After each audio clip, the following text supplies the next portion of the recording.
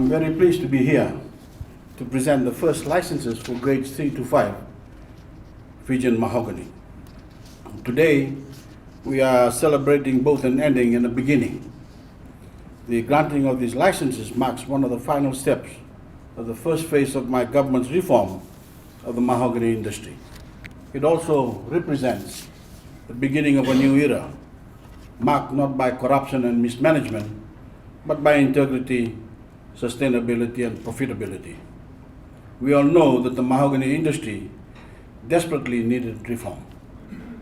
In my address at the inaugural meeting of the Mahogany Industry Council in November, I said that what existed could barely be described as an industry at all.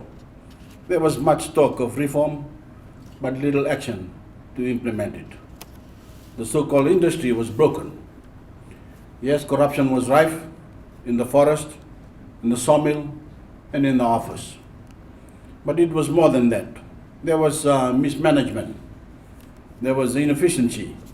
There was a lack of knowledge and accountability, and antiquated and outmoded systems. There was no long-term vision, no organized program for reforestation. There was no real objective to add value to the resource or to adopt modern practices and management.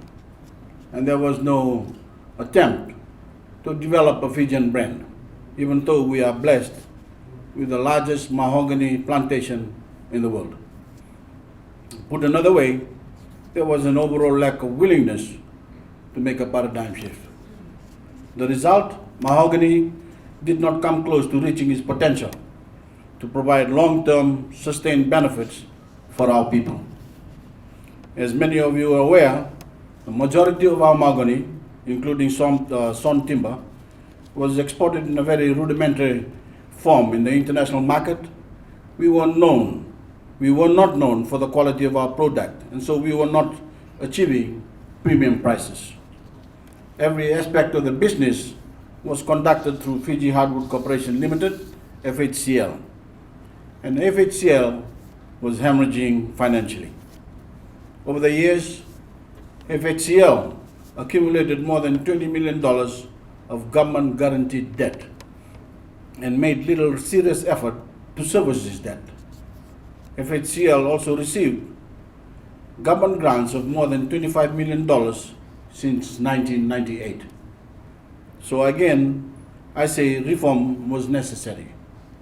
My government had to do everything in its power to help this industry prosper for the benefit of the economy and all the Fijian people. My government introduced 2 decrees to bring about this reform. They introduced international best practices in management and operations, a rational licensing scheme, and a vision for the Fiji brand. As I've said before, the Mahogany Development Decree instills transparency and efficiency in FHCL's management of this resource. It formed the Mahogany Industry Council and redefined the roles of FHCL and the Fiji Mahogany Trust. It looks after the interests of all stakeholders, not just a privileged few. Thanks to these reforms, we are now able to look toward the next phase of development, to the new era I mentioned earlier.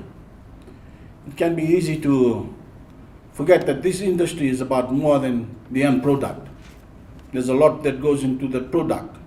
Cutting, replanting, and harvesting all play crucial roles. Each of these facets means opportunities for new jobs and new businesses. And we are committed to ensuring that the landowners benefit from these new opportunities, that they are given the opportunity to participate in a more meaningful and tangible way. As the chair highlighted in the presentation, the Forest Land Group has also been brought on board to carry out a thorough analysis of the current management system at FHCL. With the assistance of this international renowned forestry management and development consultant, we hope in the very near future to instill the new management system that is more efficient, more transparent, modern, and founded on internationally acknowledged best practices. Once this system is in place and allowed to take root, landowners will see more and more of the benefits of the reform process. The second decree the Mahogany Industry Licensing and Branding Decree establishes a comprehensive regime for the licensing and branding of Fijian mahogany. This is what we are here to celebrate today, the granting of licenses to buyers of grades 3 to 5 mahogany. We wanted to make sure that the companies that are licensed to sell our mahogany are committed to helping us develop a quality Fijian brand that will fetch a higher price on the international market.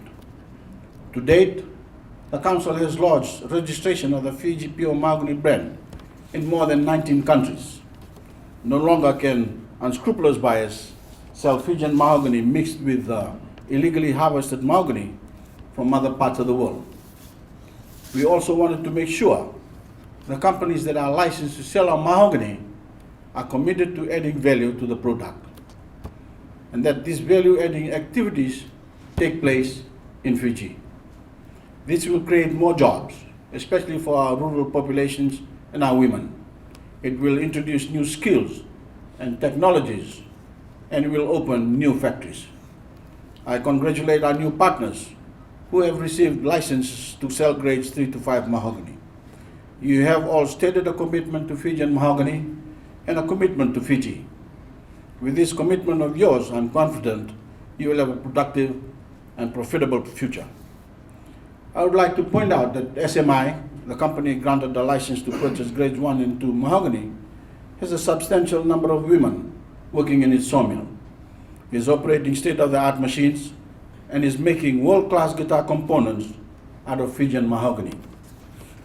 This is the standard that we expect, and it is the standard our mahogany deserves.